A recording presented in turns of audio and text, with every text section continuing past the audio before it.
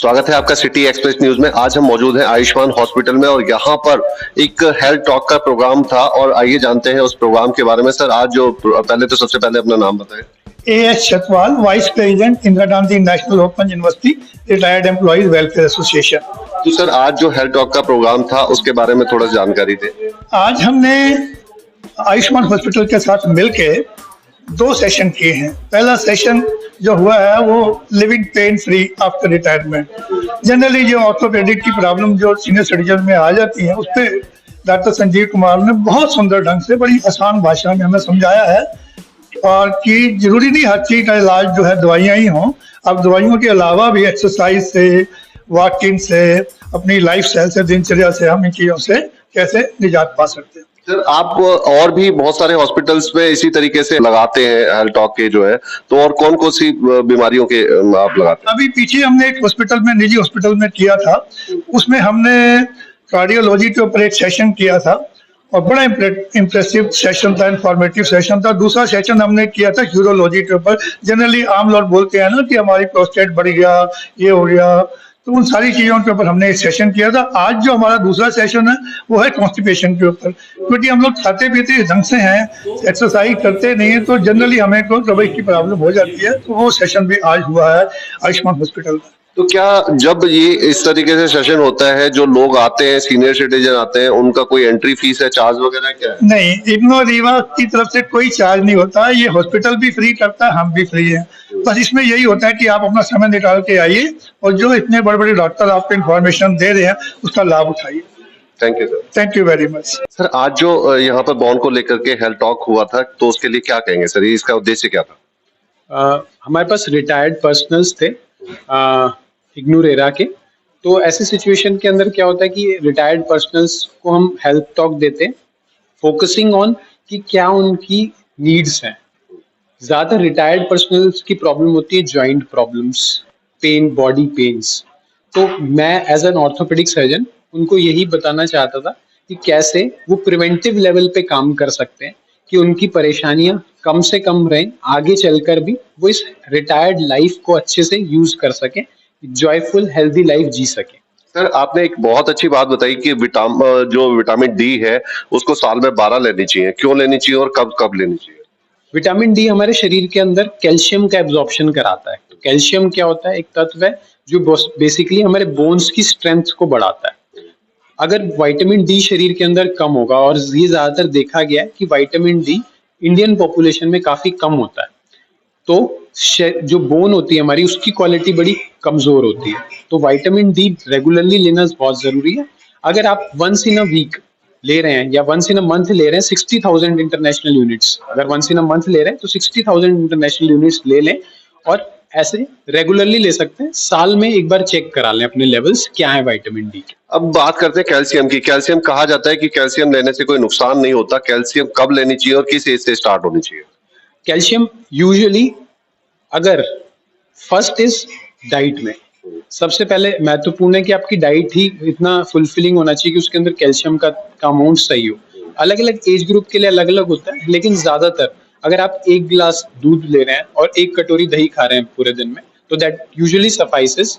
और जैसे एज बढ़ती है तो कुछ हमारी कैल्शियम की रिक्वायरमेंट बढ़ती है। जैसा सपोज करो पोस्ट मीनोपॉजल, मीनोपॉज के बाद फीमेल्स हैं 45 के ऊपर, मेल्स में आमतौर पे 60 साल से ऊपर। ऐसी सिचुएशन के अंदर कैल्शियम की मात्रा कम से कम एक एक्स्ट्रा टैबलेट 500 मिलीग्राम की एज सप्लीमेंट यूज कर सकते हैं। जैसे कैल्शियम की टैबलेट खाने से पहले कोई टेस्ट जरूरी है या टेस्ट कभी भी कैल्शियम लेनी चाहिए? कुछ कंडीशंस के अंदर हमें देखना पड़ता है कि भाई पेशेंट को कुछ ऐसे कॉन्ट्राइंडिकेशंस तो नहीं है जहाँ पे कैल्शियम नहीं देना चाहिए। तो बेहतर रहेगा कि आप जब भी स्टार्ट करते हैं तो एक प्रोफेशनल की मदद से, एक ऑर्थोपेडिक सर्जन या आपकी जनरल फिजिशियन के अनुसार ही ये चीज स्टार्ट करें। तो कैल्शियम की जरूरत जो है शरीर को कौन सी एज में पड़ती है और क्या वो सिम्टम्स होते हैं कि जिससे लगता है कि कैल्शियम की कमी है हमारे? ज्यादा जैसे ग्रोइंग बोन्स हैं बच्चों में, खासकर कैल्शियम की जरूरत ज्यादा है जब बोन बन रही है। तो एल्डरली एज ग्रुप में समय से हमारी हड्डियां पहले मजबूत बनती हैं 30 साल तक, फिर धीरे धीरे करके डिटोरेट होती है, डिजनरेट होती है, ऑस्टियोपोरोसिस होती है उसके अंदर। और जैसे जैसे एज ज्यादा होती है 60-70 ईयर्स में, बोन की क्वालिटी काफी कमजोर हो जाती है।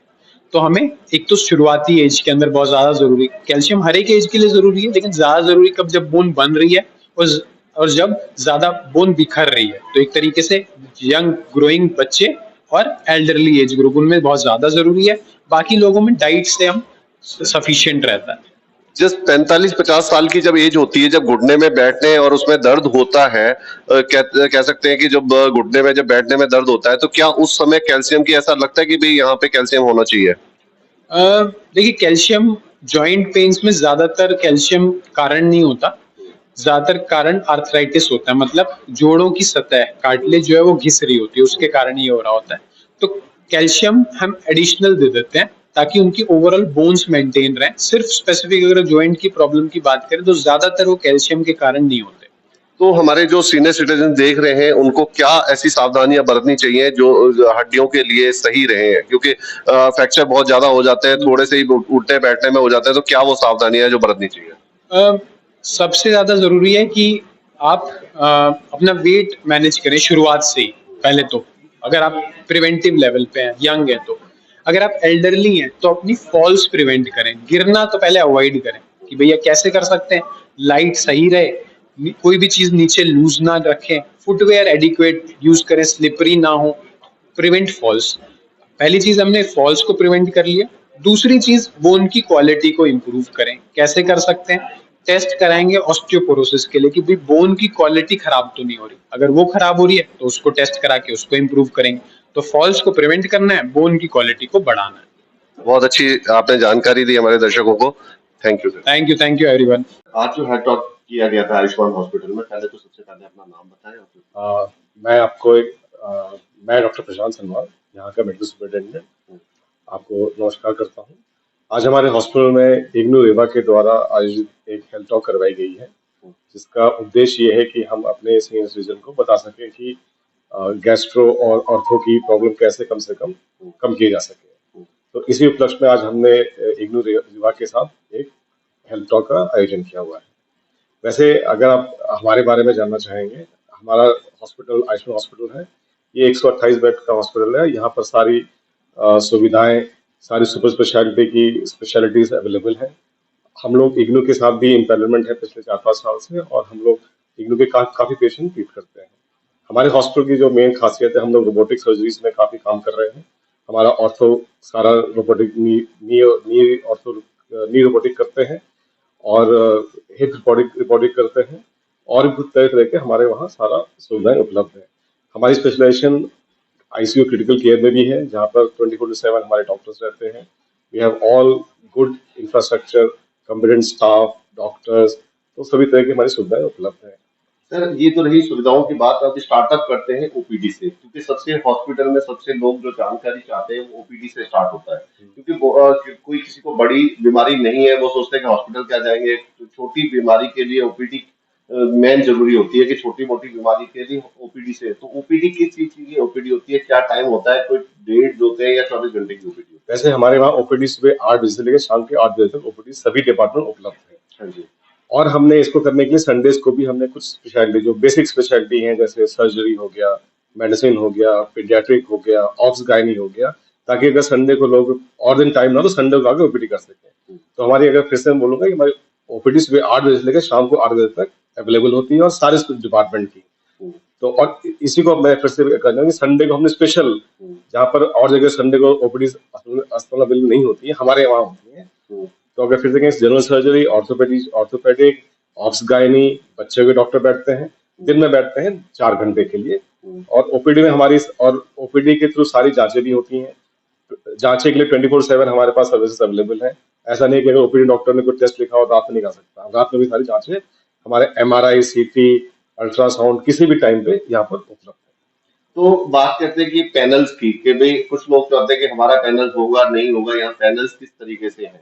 हमारे पास लगभग जितने भी पैनल्स, हाँ, सो हमारा एक डेडिकेटेड नीचे ग्राउंड फ्लोर पे ऑफिस है, जहाँ पर कोई भी आके वहाँ पर अपने पैनल के बारे में जानकारी प्राप्त कर सकता है। ये तो रही सर जो प्राइवेट पैनल्स के बारे में। जो गवर्नमेंट प्रधानमंत्री का आयुष्मान कार्ड जो बनाया है, क्या उसकी सुविधा है? अगर आप द्वारका में देखे जाएगा तो एक हम ही अस्पताल है जहाँ पर पीएमजेवाई की सुविधा उपलब्ध है। बड़े बड़े अस्पताल जैसे मैक्स हो गया, वेंकटेश, मणिपाल, तो ये बहुत आकाश, प्रॉब्लम आती है लोगों आकाश, को। इन्होंने आज तक अपने आप को इस सुविधा में इनरोल कराया ही नहीं। तो यही एक अस्पताल है जहाँ पर पीएमजेवाई की सुविधा उपलब्ध है, और हम हर महीने कम से कम पीएमजेवाई में 25 से 30 सर्जरीज कर रहे हैं, आईसीयू में पेशेंट को भर्ती कर रहे हैं, तो हमारे वहाँ सुविधा पूर्ण तरह से उपलब्ध है। तो दर्शकों, ये बहुत ही महत्वपूर्ण सवाल है, क्योंकि कहा जाता है कि हर हॉस्पिटल में जो प्रधानमंत्री का जो आयुष्मान भारत कार्ड है वो नहीं चलता है, तो यहाँ पर जो है वो कार्ड चलता है। आप कार्ड को लेकर के, अगर आपकी पॉकेट में पैसे भी नहीं है तो यहाँ पे आ सकते हैं। अगर वो कार्ड है तो यहाँ चलता है, तो उसकी कुछ जैसे कार्ड लेके आए तो उसकी कोई। हाँ, हमारे यहाँ एक आयुष मित्रा करके गवर्नमेंट का एक नियम है। एक मित्र होता है जो आयुष्मान को के सारी कार्ड को चेक करता है। वो हमारे वहाँ नीचे ओपीडी में बैठा होता है। कोई बंदा आके अपना कार्ड चेक करा सकता है और उससे सारी जानकारी ले सकता है। ये गवर्नमेंट द्वारा एक नियम है कि हमें एक आयुष्मान पीएमजे मित्र रखना होता है, जो कि काम से वही है। वो सारे आपको जानकारी देगा कि क्या सुविधा अवेलेबल है, आपका कार्ड चल रहा नहीं चल रहा है। अगर आपने वही आपकी सारी अप्रूवल लेता है गवर्नमेंट से, वही से। तो हमारे पास एक मित्र है यहाँ पर जो आपका आयुष्मान कार्ड के बारे में सारी आपको जानकारी देगा। सर, एक बात बताएं, आयुष्मान ने सेक्टर 12 द्वारका से एक छोटे से हॉस्पिटल से शुरुआत की थी और आज यहाँ सेक्टर 10 में देख ही रहे, तो इसका क्या ये हमारे जो यहाँ के हॉस्पिटल डायरेक्टर हैं डॉक्टर राजकुमार, वो एक ऑर्थोपेडिशियन है, आज भी प्रैक्टिस करते हैं। तो उन्होंने सबसे पहले 2005 में सेक्टर 12 में एक आयुष्मान हॉस्पिटल खुला था 50 बेड का। वो द्वारका का एक सबसे पहला आधुनिक अस्पताल था। उसके बाद धीरे धीरे करते करते 2017 में आयुष्मान सेक्टर 10 स्टैब्लिश हुआ, उसका उद्घाटन हुआ, और आज हमें लगभग 9 साल हो चुके हैं इस अस्पताल को चलाते हुए। ये जो विजन है वो डॉक्टर राजकुमार हैं और उनकी wife miss doctor Anju Kumar जो कि गाय डॉक्टर हैं। इन दोनों की विजन सोच से ही आज हम यहाँ पर बैठे हुए हैं। तो क्या लगता है कि सर, आज पहला एक हॉस्पिटल 50 बेड का था, आज थोड़ा बड़ा हॉस्पिटल हुआ, क्या दिल्ली में और भी इस तरीके से आयुष्मान के हॉस्पिटल देखे जाएंगे? हाँ, बिल्कुल देखे जाएंगे। अभी हमने एक सेक्टर 12 बी द्वारका में एक mother and child exclusive hospital खोला है, जो कि अभी लास्ट वीक ही हमने इसको इनोवेट किया है। वो अस्पताल सिर्फ एक मदर एंड चाइल्ड के लिए ही है, ताकि मदर और चाइल्ड को एक एक्सक्लूसिव सुविधा मिल सके, क्योंकि ये मल्टी स्पेशलिस्ट अस्पताल है, यहाँ पर तरह मरीज आते हैं। तो कभी कभी महिलाओं और बच्चों को लगता है कि हमें एक प्राइवेसी चाहिए, तो एक हमारा ऑलरेडी लॉन्च है। एक हमारा सेक्टर 12 में डायग्नोस्टिक एंड आईवीएफ सेंटर है, और भी हम आने वाले कुछ सालों में नए प्रोजेक्ट्स आएंगे द्वारका और एनसीआर में। सर, पहले तो अपना नाम बताएं। मैं डॉक्टर सक्षम Sethu, I am DM gastroenterology, Ayushman hospital में सीनियर कंसल्टेंट। आज जो यहाँ पे ट्रायल टॉक की गई थी उसके बारे में थोड़ा जानकारी दीजिए। सर, एक ये बहुत ही इंपॉर्टेंट टॉपिक है कॉन्स्टिपेशन, जिसके बारे में आज हमने डिस्कशन करा, क्योंकि ये एक ऐसी चीज है जो लोगों को क्लैरिटी नहीं है कि है क्या, और अगर है तो ये क्या रेड फ्लैग साइंस है, क्या नहीं है। स्पेशली जो रिटायर्ड पोस्ट रिटायरमेंट लोग होते हैं, जैसे 65 प्लस, तो उसमें कॉन्स्टिपेशन का जो प्रेवलेंस है वो ऑलमोस्ट 30 to 40% है। तो बहुत ही इंपॉर्टेंट था और बहुत ही इंटरेक्टिव सेशंस था। मेरे को काफी अच्छा लगा कि मैं लोगों को कुछ क्लैरिटी दे पाया या उनके डाउट्स क्लियर कर पाया। सर, आज की जो समस्या सबसे ज्यादा शरीर में बनी हुई है गैस की, तो इससे कैसे निजात पाया जा सकता है? और सर, गैस एक बहुत ही वेग टर्म है, क्योंकि गैस के सब पेशेंट्स के लिए अलग अलग मतलब होते हैं। बट अगर हम देखें कॉमन गैस, जिसका मतलब लोग गैस्ट्राइटिस बोलते हैं, तो उसके लिए सबसे इंपॉर्टेंट इज लाइफस्टाइल डिसऑर्डर्स। चाय कॉफी कम करना, ऑयली स्पाइसी फ्राइड फूड ये सब करना, स्मॉल फ्रीक्वेंट मील्स लेना और पेन किलर्स अवॉइड करना, या टोबैको और अल्कोहल कम करना। अगर आप ये लाइफस्टाइल मॉडिफिकेशन करेंगे तो उससे काफी इंप्रूवमेंट मिलेगा। तो एक बात बताएं कि जैसे कि हर किसी को गैस की तो प्रॉब्लम होती है, तो वो बिना डॉक्टर की सलाह के बार बार गैस की दवाई खाने से उनको राहत तो मिल जाती है, क्या वो गैस की दवाइयां बाद में परेशानी करती है? बिल्कुल सर, लॉन्ग टर्म हमने देखा गया है कि जो गैस की दवाइयां होती हैं उनकी वजह से iron deficiency anaemia, B12 deficiency, interstitial nephritis, kidney पे इफेक्ट आना, ऑस्टियोपोरोसिस होना, ये सब कॉम्प्लिकेशंस होते हैं जो होते हैं, और इसकी वजह से एक स्टमक में पैरालिसिस की स्टेज भी हो सकती है, जिसकी वजह से पेशेंट डिपेंडेंट हो जाता है इसमें फैंटोसिड या ऐसी गोलियों से। तो सर, ऐसा भी तो नहीं हो सकता ना कि गैस की जो समस्या है वो तो रोज डेली की होती है, और खाने थोड़ा सा खा लिया, कुछ ना खाया तब भी परेशानी है, तो हर बार डॉक्टर के पास जाना तो पॉसिबल नहीं होता, तो उसके लिए क्या है? सर, उसका एक ही सीक्रेट है, लाइफस्टाइल मॉडिफिकेशन। अगर आप लाइफस्टाइल मॉडिफिकेशन करेंगे तो आपको ये ठीक नहीं होगा। अगर आप एक बार डॉक्टर से कंसल्ट करें, let him go to the roots of your disease, कि का क्या कॉज क्या है, कि दवाइयों की वजह से है, कि थायराइड की वजह से है, शुगर की वजह से है, किस वजह से है, उस वजह पे अगर आप काम करेंगे तो आपको डेफिनेटली इंप्रूवमेंट मिलेगा। सर, गैस की वजह से कौन कौन सी ऐसी बड़ी बीमारियां हैं जिनकी शुरुआत गैस से होती है? सर गैस की वजह से स्टमक का कैंसर एक सबसे बड़ा कॉज है जो हो सकता है। एक एच पाइलोरी ऑर्गेनिज्म होता है हमारी स्टमक में, लॉन्ग टर्म उसको देखा गया है कि वो स्टमक का कैंसर भी कर सकता है, जिसकी वजह से आगे अनीमिया होना, खून की कमी होना, ब्लड की वॉमिटिंग होना, कुछ भी हो सकता है sir. Thank you. Thank you. Sir आज जो इग्नू द्वारा यहाँ पर जो हेल्थ टॉक का आयोजन हुआ, क्या कहेंगे इसको लेकर? ये बहुत अच्छा टॉक था। सबसे पहले जो हमको बताया living pain free treatment, doctor Sanjeev Kumar ने, जो ऑर्थोपेडिक्स के डॉक्टर हैं, उन्होंने बहुत इंफॉर्मेटिव, बहुत सिंपल लैंग्वेज में, और जो बहुत जो आम लोगों को, जो बुजुर्ग लोग हो जाते हैं, उनको जो बीमारियां उनके बारे में बहुत अच्छे तरीके से बताया कि डाइट पे कैसे ध्यान रखना है, वॉक कैसे करना है, किन चीज़ों को उनको हम जो रोजमर्रा में कर सकते हैं उसके बारे में बहुत अच्छे तरीके से बताया, ज्ञान दिया। सर ये इग्नू द्वारा किया गया, तो आप भी इग्नू से जुड़े हुए हैं, तो अपने बारे में जरा बताएं। हाँ, मैं इग्नू में प्रोफेसर था स्कूल ऑफ एग्रीकल्चर में, और food safety and quality management, dairy technology का प्रोग्राम कोऑर्डिनेटर था। तो ये जो आज का जो टॉक है, ये हम लोगों को बहुत अवेयरनेस जनरेट किया, रिफ्रेशिंग किया, और बहुत अच्छा लगा। मतलब बहुत अच्छे तरीके से डॉक्टर साहब ने बताया, पूरा एग्जाम्पल के साथ में, जो डेली एग्जाम्पल्स होते हैं उनके साथ में बताया। सर आज आप पहले तो सबसे पहले अपना नाम बताएं। मेरा नाम है डॉक्टर सिद्धांत कमल मिश्रा और मैं इग्नू से एडिशनल डायरेक्टर के पद से रिटायर हुआ हूँ इसी जनवरी 2026 में, और मुझे यहाँ आके बहुत अच्छा लग रहा है। ये मेरा पहला हेल्थ टॉक का प्रोग्राम है, और हमारे फाउंडर प्रेसिडेंट मिस्टर छतवाल जी, जो अभी वर्तमान में वाइस प्रेसिडेंट है, मैं सारा क्रेडिट उन्हीं को देता हूं, क्योंकि उन्हीं के तत्वाधान में इस तरह के प्रोग्राम ये लगातार करते हैं। मेरा दुर्भाग्य है कि मैं अपने ऑफिस की कमिटमेंट की वजह से मैं इसमें पार्टिसिपेट नहीं कर पाया हूं, लेकिन चूंकि अब मेरे पास समय है तो मैं आज आया हूं। मुझे बहुत अच्छा लगा है, और मुझे लगता है कि भविष्य में भी छतवाल साहब ऐसे प्रोग्राम करेंगे तो मैं जरूर अटेंड करूंगा।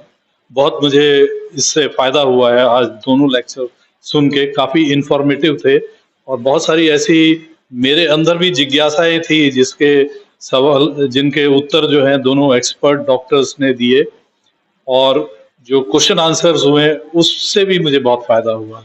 तो सर आज जो आपने यहाँ पे हेल्थ टॉक का जो प्रोग्राम है वो अटेंड किया, तो इसमें क्या जानकारी दी गई और किस तरीके से दी गई?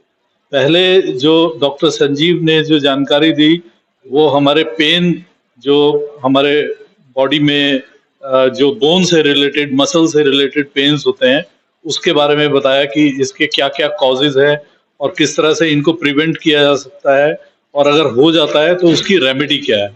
जो दूसरे वाली जो टॉक थी वो कॉन्स्टिपेशन के ऊपर थी, वो भी बड़ी हमारे लिए इम्पोर्टेंट है, क्योंकि ये जो दोनों कंडीशंस हैं ये ओल्ड एज की सारे चैलेंजेस हैं। As we grow old we face these problems, और हम लोग तो उस फेज में आ गए हैं। मेरा तो अभी ये स्टार्टिंग है, लेकिन बहुत से हमारे ऐसे कुलीग्स हैं जो कि 70s में है, कुछ मिड 70s में है, कुछ लेट 70s में है, और वो काफी मेडिकेशन ले रहे हैं, इन चैलेंजेस को फेस कर रहे हैं। तो उनके लिए बहुत ही ये एनरिचिंग एक्सपीरियंस है, और मुझे लगता है इससे बहुत फायदा होगा। Thank you sir. Thank you.